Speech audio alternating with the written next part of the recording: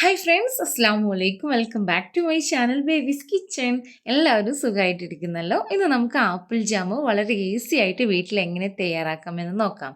അപ്പോൾ അതിനായിട്ട് ഒരു 5 ആപ്പിൾ ഇതുപോലെ കുരുവൊക്കെ കളഞ്ഞ് നൈസാക്കിയിട്ട് കട്ട് ചെയ്തെടുക്കാം. ഇനി ഇത് ഒരു നോൺ സ്റ്റിക്കിൻ്റെ പാത്രത്തിലേക്ക് ഇട്ട് കൊടുക്കാം. ഇനി ഈ ഒരു ആപ്പിൾ പീസിൻ്റെ പകുതി വരെ നമുക്ക് വെള്ളം ഒഴിച്ചു കൊടുക്കാം. എന്നിട്ട് നേരെ ഫ്ലെയിം ഓണാക്കി തിളപ്പിച്ചിട്ട് വേവിച്ചെടുക്കാം. അപ്പോൾ ഞാൻ ഇത് നന്നായിട്ട് ഉടയുന്ന രീതിയിൽ തന്നെ വേവിച്ചെടുത്തിട്ടുണ്ട് കേട്ടോ.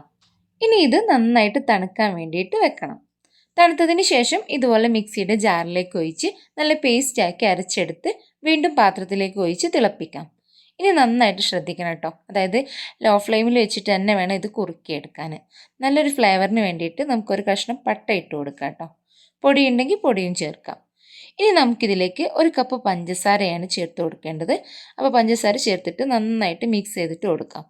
ഇനി നമ്മുടെ ജാമിന് കുറച്ച് കളർ കിട്ടാൻ വേണ്ടിയിട്ട് 2-3 പീസ് ബീട്രൂട്ടാണ് കേട്ടോ ചേർത്ത് കൊടുക്കുന്നത്. അപ്പോൾ ഇത് കൈയെടുക്കാതെ തന്നെ മിക്സ് ചെയ്ത് കൊടുക്കുക. ഇപ്പോൾ കണ്ടില്ല, ബീട്രൂട്ടിൻ്റെ കളറൊക്കെ ഇതിലേക്ക് ഇങ്ങനെ ഇറങ്ങി വരാൻ തുടങ്ങിയിട്ടുണ്ട്. കുറച്ചും കൂടെ കഴിയുമ്പോഴേക്കും നല്ലൊരു കളറും കൂടെ ആയിട്ട് വരും കേട്ടോ.